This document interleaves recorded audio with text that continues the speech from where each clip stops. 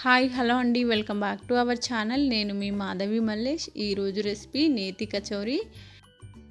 కచోరీలన్నింటినీ నెయ్యితో కలిపి చేసినట్లయితే టేస్ట్ చాలా బాగుంటుంది. అలాగే నెయ్యి శరీరానికి బలాన్ని కూడా ఇస్తుంది కదా. మరి ఈ కచోరీ తయారీ ఏంటో ఈ వీడియోలో చూసేద్దాం. ఈ కచోరీ తయారీకి కర్రీకి ఒక 2 రకాల కూరగాయలు ఉంటే సరిపోతుంది. ఒక ఫుల్ కప్పు నిండా క్యాబేజీ తరుగుని తీసుకోవాలి. ఒక హాఫ్ కప్పు నిండా ఆలుగడ్డని తీసుకోవాలి. ఈ కర్రీ తయారీకి ఒక కడాయిని పెట్టుకొని 1/2 టేబుల్ స్పూన్ వరకు ఆయిల్ని వేసుకొని 2-3 రకాల పప్పు దినుసులని వేసుకోవచ్చు. 1/2 టీ స్పూన్ శనగపప్పు, 1/2 టీ స్పూన్ పెసరపప్పుని వేసుకొని ఫ్రై చేసుకుంటున్నాను. అలాగే 1/2 టీ స్పూన్ జీలకర్రని వేసుకొని ఫ్రై చేసుకోవాలి. ఈ 3 ఫ్రై అయిన తర్వాత సన్నగా తరిగి పెట్టుకున్న ఆలుగడ్డ తరుగుని, క్యాబేజీ తరుగుని వేసుకొని బాగా మిక్స్ చేసుకోవాలి. ఈ 2 రకాల కూరగాయలని కూడా మీడియం ఫ్లేమ్లోనే మూత పెట్టకుండా కలుపుతూ ఉడికించుకోవాలి. కొంతవరకు మగ్గిన తర్వాత టేస్ట్కి సరిపడా ఉప్పుని వేసుకొని మరొకసారి బాగా మిక్స్ చేసుకొని లో ఫ్లేమ్లోనే ఉడికించుకోవాలి. ఈ కర్రీ మొత్తం ఉడికేంత వరకు లో ఫ్లేమ్లోనే ఉడికించుకోవాలి. ఒక 2 టేబుల్ స్పూన్ల పెరుగుని వేసుకొని ఒక 2 చెక్కల నిమ్మరసంని వేసుకొని బాగా మిక్స్ చేసుకోవాలి. క్యాబేజీ, ఆలుగడ్డ 2 చప్పగా ఉంటాయి కాబట్టి కొద్దిగా పెరుగుని, నిమ్మరసంని వేసినట్లయితే ఈ కర్రీకి మంచి టేస్ట్ వస్తుంది. కేవలం ఈ 2 రకాల కూరగాయలతోనే ఈ కచోరీ కర్రీని తయారు చేసుకోవచ్చు. టేస్ట్కి సరిపడా కారం పేస్ట్ని వేసుకోవాలి. కారం పేస్ట్ లేని వాళ్ళు పచ్చిమిర్చి తరుగునైనా వేసుకోవచ్చు. ఈ కారం పచ్చివాసన పోయేంత వరకు మగ్గించుకొని 1/2 టీ స్పూన్ జీలకర్ర పొడిని, 1/2 టీ స్పూన్ పసుపుని, 1/2 టీ స్పూన్ ధనియాల పొడిని వేసుకొని బాగా మిక్స్ చేసుకోవాలి. ఇలా 2 రకాల పొడులని వేసినట్లయితే ఈ కర్రీకి మంచి టేస్ట్ వస్తుంది. ఈ కర్రీ మొత్తం కూడా లో ఫ్లేమ్లోనే ఉడికించుకోవాలి. ఇలా టేస్ట్కి సరిపడా కారంని వేసినట్లయితే టేస్ట్ చాలా బాగుంటుంది. దీనిలోకి రెడ్ చిల్లీ పౌడర్ వేయాల్సిన అవసరం లేదు. ఇవన్నీ పొడులు వేసిన తర్వాత ఒక 2-3 నిమిషాలు లో ఫ్లేమ్లో ఉడికించుకొని పక్కన పెట్టుకోవాలి. ఇప్పుడు వేరొక మిక్సింగ్ బౌల్ని తీసుకొని 1 కప్పు నిండా మైదా పిండిని తీసుకోవాలి. ఈ కచోరీకి మైదా పిండి అయితే చాలా టేస్టీగా ఉంటుంది.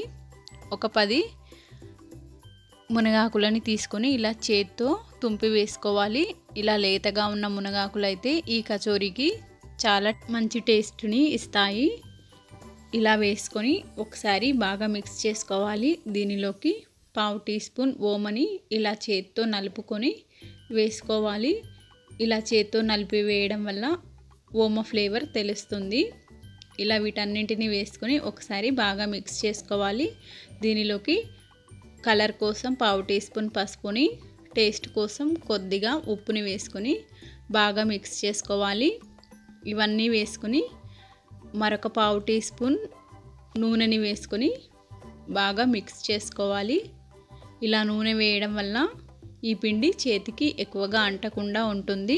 ఈ కచోరీకి ఎల్లో కలర్ రావడం ఇష్టం లేని వాళ్ళు పసుపుని పిండిలో స్కిప్ చేసుకోవచ్చు. ఇలా అన్నింటినీ వేసుకొని ఒకసారి బాగా మిక్స్ చేసుకోవాలి. ఈ పిండి మొత్తం నూనెలో కలిసిన తర్వాత కొద్ది కొద్దిగా వాటర్ని యాడ్ చేస్తూ ఈ పిండిని చపాతీ పిండిలాగా కలుపుకోవాలి. ఇలా చపాతీ పిండిలాగా కలిపినట్లయితే ఈ కచోరీ చేయడం ఈజీ అవుతుంది. మరి ఎక్కువ నీళ్లు వేయకుండా కొద్దిగా గట్టిగా ఉండేలాగా ఈ పిండిని మొత్తం కలుపుకోవాలి. చూడండి, ఇందులోకి పసుపుని వేయడం వల్ల ఈ పిండి ఎల్లో కలర్గా కనిపిస్తుంది కదా. ఇలా కనపడడం ఇష్టం లేకపోతే పసుపుని స్కిప్ చేసుకోవచ్చు. ఈ కర్రీలోకి కూడా పసుపుని వేసుకున్నాం కాబట్టి, అలాగే గ్రీన్ చిల్లీ పేస్ట్ని వేసుకున్నాం కాబట్టి ఈ పిండిలో పసుపు వేయకుండా కూడా చాలా బాగుంటుంది.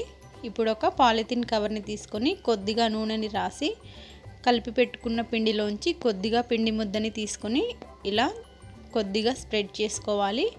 ఈ చపాతీని చేతి వేళ్ళతోనే కొద్దిగా పెద్దగా వచ్చేలాగా స్ప్రెడ్ చేసుకోవాలి. ఇలా స్ప్రెడ్ చేసుకొని ముందుగా ప్రిపేర్ చేసుకొని పెట్టుకున్న కర్రీని పెట్టుకొని ఈ చపాతీ యొక్క అంచులన్నింటినీ వీడియోలో చూపిస్తున్న విధంగా కవర్ చేస్తూ మిగిలిన ఎక్స్ట్రా పిండిని తీసేసుకోవాలి. ఇలా ఎక్స్ట్రా పిండి తీసివేయడం వల్ల ఈ కచోరీకి పిండి కూడా చాలా తక్కువగానే పడుతుంది. ఇలా కర్రీ బయట పడకుండా చేత్తో కవర్ చేస్తూ మిగిలిన పిండిని సపరేట్ చేసుకోవాలి. ఇలా కర్రీ మొత్తం బయటికి రాకుండా పిండిని సరి చేసుకొని కొద్దిగా పెద్దగా వచ్చేలాగా స్ప్రెడ్ చేసుకోవాలి. మరి ఎక్కువ మందంగా కాకుండా పలుచగా కాకుండా మీడియం సైజులో కొద్దిగా మందంగా ఉండేలాగా దీనిని స్ప్రెడ్ చేసుకోవాలి. ఇలా గుండ్రంగా స్ప్రెడ్ చేసుకొని పక్కన పెట్టుకోవాలి. ఈ విధంగా కచోరీలన్నింటినీ చేసుకొని పక్కన పెట్టుకోవాలి. ఇప్పుడు ఒక పాన్ పెట్టుకొని 1 టీ స్పూన్ వరకు నెయ్యిని వేసుకొని ఈ కచోరీని రెండు వైపులా నెయ్యిలోనే షాలో ఫ్రై చేసుకోవాలి. ఇలా రెడీ అయిన కచోరీలని డీప్ ఫ్రై చేసినా కూడా చాలా బాగుంటుంది.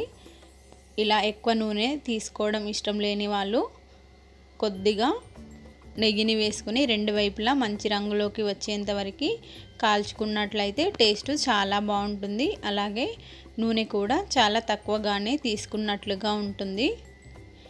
ఇలా మొత్తం మీడియం ఫ్లేమ్లోనే ఈ కచోరీలన్నింటినీ కాల్చుకోవాలి. ఇలా మంచి రంగులోకి వచ్చినట్లయితే ఈ కచోరీలన్నీ క్రిస్పీగా ఉంటాయి. బయట క్రిస్పీగా లోపల స్మూత్గా ఉంటాయి. ఈ విధంగా తయారు చేసుకున్న కచోరీలన్నింటినీ 1 స్పూన్ నెయ్యి వేసుకొని కాల్చుకున్నట్లయితే చాలా టేస్టీగా ఉంటాయి. ఆయిల్ కూడా చాలా తక్కువగానే తీసుకున్నట్లుగా ఉంటుంది. రెండు వైపులా మంచి రంగులోకి వచ్చేంత వరకు కాల్చుకొని వేరొక ప్లేట్లోకి వేసుకోవాలి. వీటిని వేడివేడిగా ఉన్నప్పుడు తీసుకుంటేనే చాలా బాగుంటుంది. కొద్దిగా కూల్ అయిన తర్వాత అయితే చాలా మెత్తగా అనిపిస్తాయి. డీప్ ఫ్రై చేయలేదు కాబట్టి ఇలా షాలో ఫ్రై చేసిన వెంటనే తీసుకుంటే చాలా క్రిస్పీగా ఉంటాయి. దీనిలోకి చట్నీ చేయాల్సిన అవసరం కూడా ఉండదు. ఇలా ఉల్లిపాయలతో తీసుకున్నట్లయితే చాలా బాగుంటాయి.